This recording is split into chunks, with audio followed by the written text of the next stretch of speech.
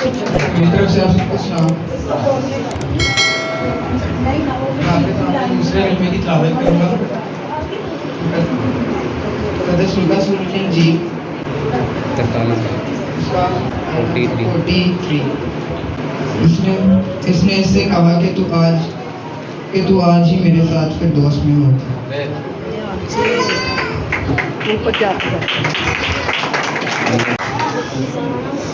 خداوند کا پاک کلام جو بھی ہم نے پڑھا ہے، دوسرا کلمہ نجات کا کلمہ، اس میں یوں لکھا تھا، ہم نے جس کی تلاوت کی ہے اس میں یوں ہم نے پڑھا ہے: پھر اس نے کہا، اے یسوع، جب تو اپنی بادشاہی میں آئے تو مجھے یاد کرنا. اس نے اس سے کہا، میں تجھ سے سچ کہتا ہوں کہ آج ہی تو میرے ساتھ فردوس میں ہوگا. یہ کلمہ جو ابدی نجات کا کلمہ ہے، مقدس لوکا کی انجیل میں اس بات کو واضح طور پہ لکھا گیا ہے کہ وہ دو بدکاروں کے درمیان میں مصلوب ہوا. اس کو دو بدکاروں کے درمیان میں جو گناہ گار تھے اور جو اپنے گناہوں سے واقف تھے کہ وہ تو گناہ گار ہیں، انہوں نے اپنی زندگیوں میں گناہ کیے ہیں اور وہ اسی گناہ کا بدلہ جو تھا ان کو مل رہا تھا اور وہ صلیب پہ تھے. پر یسوع مسیح جس نے کوئی گناہ نہیں کیا تھا، ان کو بھی اس میں شامل کیا گیا. اس میں ہم دیکھتے ہیں کہ رومی حکومت ایک ایسی حکومت تھی جہاں جرم ثابت ہونے کے بعد ان کو کڑی سزا دی جاتی تھی. جو بھی جرم ان کا ثابت ہو جاتا تھا، اس کے بعد ان کو جو تھی کڑی سزا دی جاتی تھی، اور پھر اگر وہ حکومت کے خلاف ہوتا تھا تو ان کو اس سے زیادہ اذیت دی جاتی تھی. پر ہم صرف کلام مقدس میں ان کے بارے میں صرف اتنا لکھا ہے کہ وہ بدکار تھے، جن میں سے ایک اقرار کرتا ہے اور اپنی سزا کو ایکسیپٹ کرتا ہے کہ یہ میری اپنی غلطیوں کی وجہ سے. پر وہ جب یسوع کو دیکھتا ہے تو وہ اس پہ کہتا ہے کہ یہ تو تو نے تو کوئی گناہ نہیں کیا، پر پھر بھی تو یہاں پہ صلیب پہ ہے. تو اگر ہم ڈاکو کی زندگی پہ نگاہ کریں، اس کی شخصی زندگی پر نگاہ کریں، تو ہو سکتا ہے کہ شاید وہ ایک اچھے خاندان سے تعلق رکھتا ہو، یا ہو سکتا ہے کہ اس نے ایک اچھے خاندان میں پرورش پائی ہو، پر وہ اس کی سوسائٹی کی وجہ سے وہ بد کردار بن گیا ہو. کبھی کبھار ہماری سوسائٹی جس میں ہم رہتے ہیں، ہمارے آس پاس کے لوگ، وہ ہماری زندگی میں بڑا اثر رکھتے ہیں کہ جیسے لوگوں میں ہم رہتے ہیں ویسے ہی ہماری زندگیاں ہو جاتی ہیں. پر اگر ہم بائبل مقدس میں دیکھیں تو مصرف بیٹے کو ہم دیکھتے ہیں کہ مصرف بیٹا جو تھا، جب حالانکہ اس کا ایک اچھا لائف سٹائل تھا، بٹ جب اس نے گناہ کیا اپنی زندگی میں سے، اس نے اپنے باپ کے گھر کو چھوڑ دیا اور وہ گناہ کی طرف گیا. پر خدا نے اس پہ نگاہ کی، جب اس کو پتہ چلا، اس کو اپنی غلطی کا اقرار ہوا کہ میں نے اپنے باپ کو چھوڑ کے بہت غلطی کی ہے، تو جب وہ آیا تو کیا باپ نے اس کو رد کر دیا؟ کیا اس کے باپ نے کہا کہ میں تجھ سے پیار نہیں کرتا؟ اسی طرح اس ڈاکو نے بھی جب اپنے گناہ کا اقرار کیا خداوند کے سامنے، مسیح کے سامنے، تو اس نے کہا کہ تو آج ہی میرے ساتھ فردوس میں ہوگا.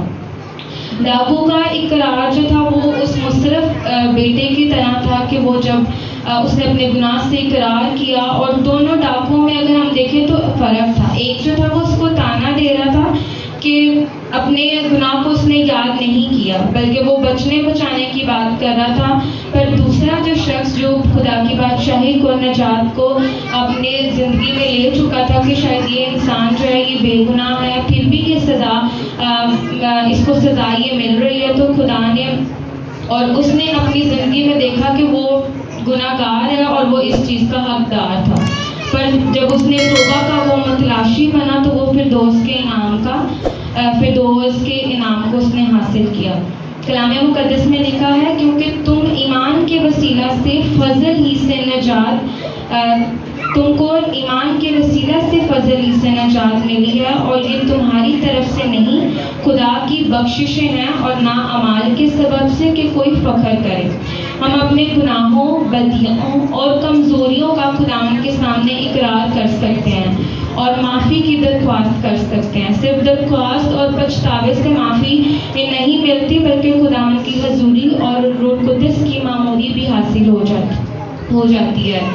ڈاکو نے بھی گناہ کیا، ان کی سزا بھگت رہا تھا. یہ سزا بڑی کڑی تھی. شاید وہ سزا عام انسان نہیں برداشت کر سکتے تھے، پر جب اس طرح سے کوئی جرم ثابت ہو جاتا تھا تو ان پہ بہت تشدد کیا جاتا تھا.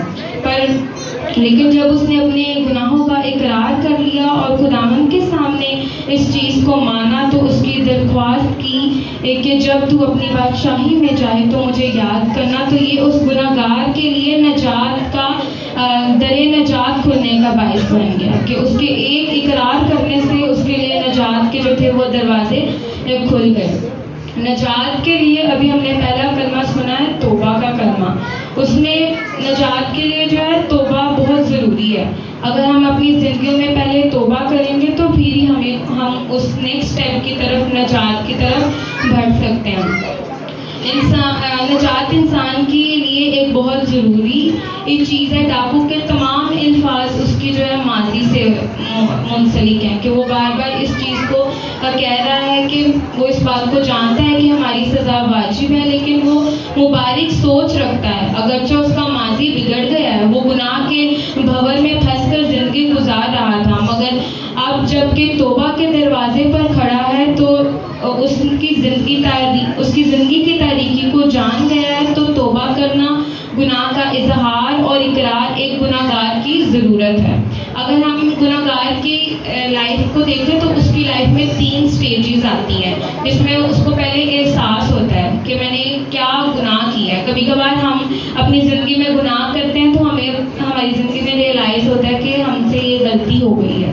تو یہ پہلی سٹیج ہے کہ ہمیں اس گناہ کا احساس ہونا. پھر جب احساس ہو جانا پھر ہمیں اس کا اقرار کرنا ہے، اس گناہ کا، کہ یہ ہم سے ہو چکا ہے پر اب ہو چکا ہے تو اس گناہ کا جو ہم سے سرزد ہو چکا ہے اس کا اقرار کرنا.